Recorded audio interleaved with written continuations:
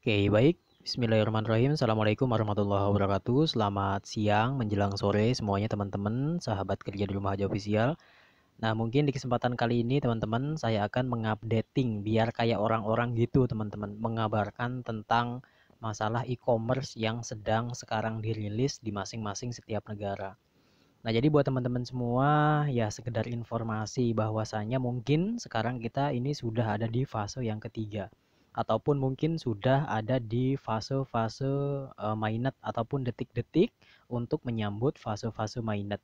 Nah, jadi mungkin di fase yang pertama kita ini telah melakukan ataupun sudah melewati fase beta, yaitu pembentukan kertas putih dan tentunya penguploadan aplikasi Pi di Play Store. Dan kemudian kita lanjut untuk memasuki fase-fase testen, di mana untuk fase beta ini dimulai pada tahun 2018 dan tentunya sekarang kita memasuki fase testen ataupun fase-fase untuk mengetes teman-teman, bahasa gampangnya seperti itu. Jadi kita ini ngetes dulu ya, sambil kita berjalan, sambil kita mengaidrop ataukah mengumpulkan, menambang.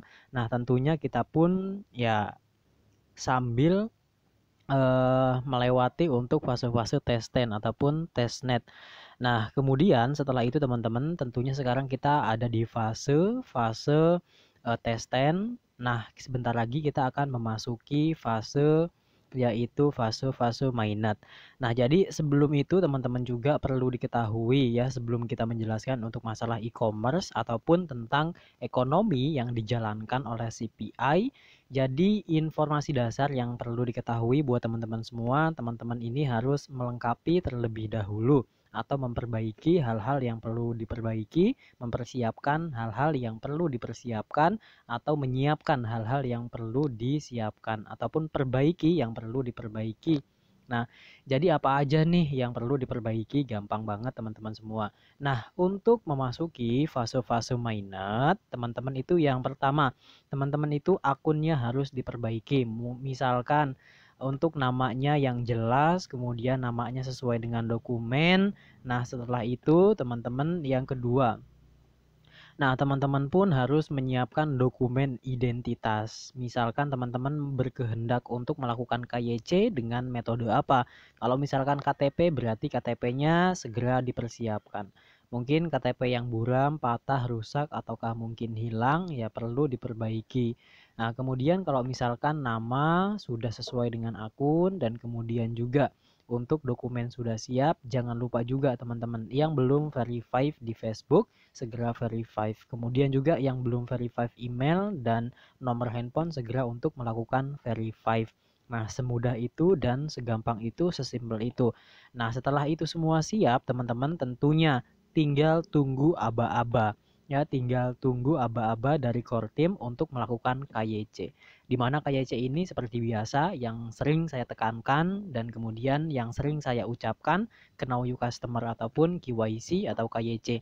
Nah, teman-teman ini perlu ataupun penting untuk melakukan KYC. Setelah semuanya dilakukan, setelah semuanya diproses, ataupun semuanya telah kita penuhi, otomatis nanti balance yang teman-teman tambang akan dikreditkan ke dompet wallet teman-teman semua. Nah, kalau misalkan semuanya itu sudah, teman-teman sudah dikreditkan ke dompet teman-teman semua, itu artinya si poin itu bisa ditransaksikan. Hanya saja untuk masalah ini ada dua tahap. Yang pertama itu tentunya tahap privat ataupun mungkin cara dengan privat. Kemudian yang kedua ini secara publik. Ada dua, yang pertama privat, kemudian publik. Nah, maksudnya gimana Bang? Ya tentunya bahasa yang gampang aja ya. Nah, jadi untuk nanti setelah mainnet, kita ini sudah ada di fase yang ketiga setelah KYC otomatis mainnet. Kalau misalkan semuanya sudah mainnet, semua balance dikreditkan. Kalau sudah dikreditkan otomatis sudah bisa digunakan. Yang pertama, kalau misalkan sudah dikreditkan, sudah ada balance Pi-nya, ini nggak bisa digunakan secara global. Dalam artian global berarti si token ini ataupun poin ini teman-teman ini tidak bisa untuk digunakan ataupun di swap dengan poin-poin yang lain. Misalkan PI di swap menjadi salah satu token ataupun poin seperti Bitcoin, ataukah mungkin di swap dengan Pancake Swap, ataukah mungkin di swap dengan token-token yang lain misalkan BSC, Binance Smart Chain ataupun BNB. Itu nggak bisa teman-teman ya, atau Binance. Nah, jadi melainkan teman-teman ini untuk yang pertama kali di posisi awal, yaitu posisi privat, teman-teman bisa gunakan dengan cara apa? Itu bisa digunakan nggak Bang? Tentunya bisa. Bisa digunakan tetapi privat. Jadi kita ini bisa untuk melakukan transaksi dengan cara barter di market-market yang telah disediakan. Contohnya mungkin di setiap negara ada marketplace-nya, ataukah mungkin ada e-commerce-nya, ataukah ada toko-toko online-nya.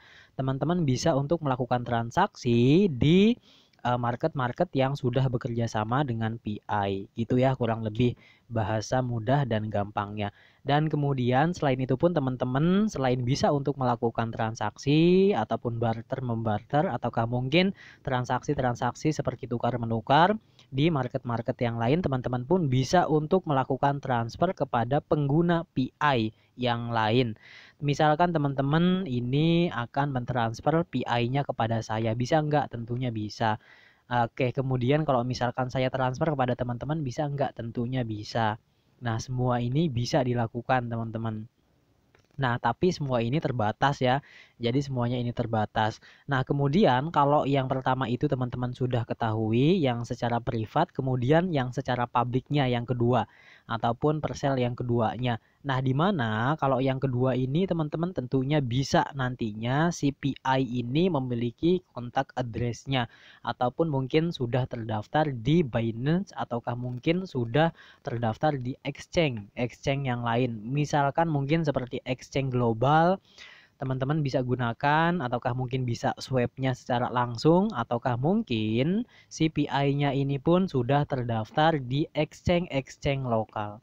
Misalkan kalau lokal-lokal ini seperti mungkin rekeningku ataukah mungkin Pintu ataukah mungkin masih banyak exchange lokal yang ada di Indonesia. Kalau misalkan globalnya mungkin seperti Cryptokara ataukah mungkin seperti Transwallet ataukah mungkin seperti Huobi ataukah mungkin Hotbit ataukah mungkin seperti PancakeSwap, mungkin seperti CoinGecko, mungkin masih banyak yang lainnya. Teman-teman bisa gunakan. Jadi yang paling utama ini ada dua. Yang pertama ini setelah kita melakukan mainnet, ini kita langsung memasuki tahapan privat. Privat itu bisa digunakan antar sesama aja. Kemudian kita pun bisa transfer antar sesama, belum bisa di swap ke koin-koin kripto yang lainnya ataukah ke token-token lainnya. Kemudian kalau misalkan ini semua sudah dilewati, otomatis kita akan memasuki fase tahap yang kedua, yaitu secara publik. Itu artinya apa? Kalau secara publik, otomatis kita bisa untuk melakukan swap ataupun bisa mengubah token ataupun menukar token, bahasa gampangnya. Swap itu berarti menukar ya. Itu bahasa gampang teman-teman. Kalau misalkan salah tolong dikoreksi ya, komen di kolom komentar. Oke, mungkin cukup kayak gitu doang penjelasannya untuk masalah bagian mainnet teman-teman. Dan tentunya ya pada intinya saya ini mau ngejelasin tentang masalah yaitu e-commerce-nya. Nah, mungkin kemarin pun banyak juga mungkin berita-berita yang memang kita ini jadi semangat ya. Mungkin mau misalkan berita yang keluar dari Yogyakarta ataupun Yogyakarta, di mana ini orang-orang pioneer yang ada di Jogja, kemarin ada beritanya bahwasanya nanti Pi ini bisa ditukarkan ataupun bisa dibarter dengan mobil. Nah, mungkin teman-teman kemarin pernah ngedengar juga ataukah mungkin pernah ngelihat videonya. Nah, mungkin seperti itu.